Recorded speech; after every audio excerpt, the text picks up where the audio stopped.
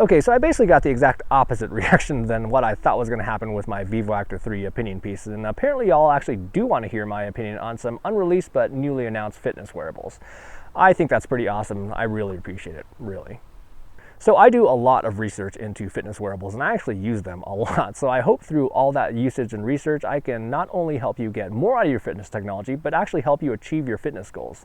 I'm not just a reviewer, and I think that's what's a little bit different about my channel. So a very popular follow-up question to the VivoActive 3 opinion piece was, how does the VivoActive 3 compare with the new FitBit Ionic? Now, these two devices are actually really exciting because I think they could actually become some of the most popular smartwatches / activity trackers ever. They both offer features that appeal to the masses without the overkill of higher-end options, while still offering a broad enough feature set that's probably going to work for almost everyone. So again, I'm not going to waste your time by just reading off an entire list of features, but to summarize, both of these devices actually have quite similar feature sets, and I really want to get both devices in hand to compare them side by side. It's going to be interesting to see how well Fitbit does in Garmin's territory, as well as how well it's going to do against the Apple Watch, as the Ionic is clearly taking aim at both those juggernauts. But instead, I want to talk about the few big differences between the VivoActive 3 and the Ionic, and that's going to be the design and usability, as well as the music storage. In terms of design, as you may know, I'm not necessarily a fan of rectangular designs, but I have to say that this thing is really attractive. Fitbit did a really good job with that aluminum unibody hardware, and that interface looks slick. However, a couple concerns did stand out to me. First are the squared off edges as well as the protruding buttons. It seems as though that the edges as well as the buttons could get caught on some wrist cuffs or other clothing.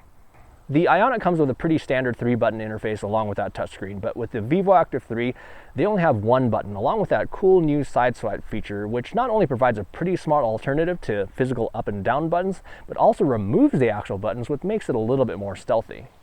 Second is going to be the size of the device. If you look at these images from Fitbit's marketing video, it looks kind of big on this woman's wrist, although this could be a 90-pound supermodel. The dimensions seem reasonable, at least on paper, but the images, at least so far, make it appear to be a little bit large for smaller wrists. Second is going to be music storage, which is basically what this video is about. It is a very hot topic of a discussion, and why some people are, to quote, about to jump off the Garmin bandwagon. So Fitbit beat Garmin to the punch with music storage and playback, but hold on a second and don't just start ripping your entire Michael Bolton catalog just yet. With small devices, there's always going to be a fine balance between onboard storage and battery life. Now, Garmin is known for phenomenal battery life, and they certainly deliver. The Fenix 5X, which is my daily driver, is absolutely amazing. I only have to charge it every 5 to 6 days while using it in GPS mode 2 to 3 hours each day, mainly for cycling, but also for running. The Forerunner 935 is just pretty much plain silly at how long it'll last in GPS mode, and they definitely continue that trend with the VivoActive 3, which has up to 7 days or a week in smartwatch mode and up to 13 hours in GPS and heart rate mode. The Fitbit Ionic, on the other hand, claims to have 4+ days of battery life, but that's most certainly just in smartwatch mode. Not as good as Garmin, but that gorgeous display is definitely going to suck up some juice, but still, 4+ days sounds pretty good, right? Of course, there's going to be some fine print. Battery life varies with use and other factors. Now, on Fitbit's own website, they say it'll have up to 10 hours when using GPS or music playback. So that's kind of interesting.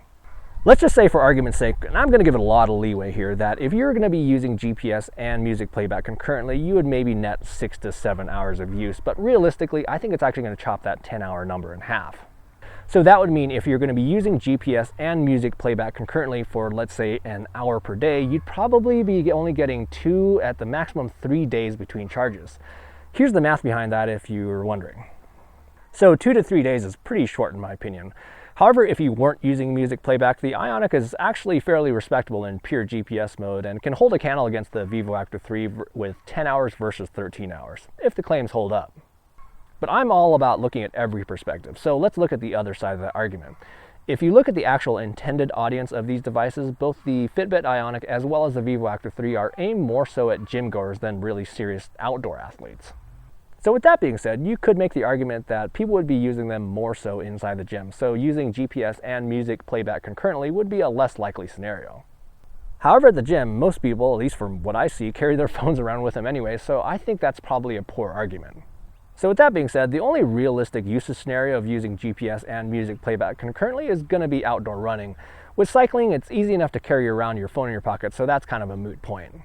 So if you're more so of an outdoor runner that runs less than an hour per day, this could definitely work for you if you're okay with charging your watch every 2 to 3 days. Unfortunately, there's a glaring lack of Spotify, and it only has Pandora support at this point, or your own music. So I think the choice is actually going to be pretty easy between these two.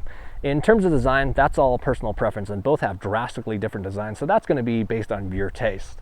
However, if music storage is an absolute must-have, just consider your actual usage, and if you're more so of a gym goer, I'd reconsider whether or not music storage is an actual deal breaker. If you're primarily an outdoor runner that loves your music and doesn't log more than an hour or two per day, I think this actually could be a compelling option if you own your own music or have a Pandora Plus account. So thanks again for watching and listening to my opinion. As always, I'd love to hear your feedback in the comment section below. Definitely look forward to pitting these both head to head and seeing what they can really do. And we'll see you soon.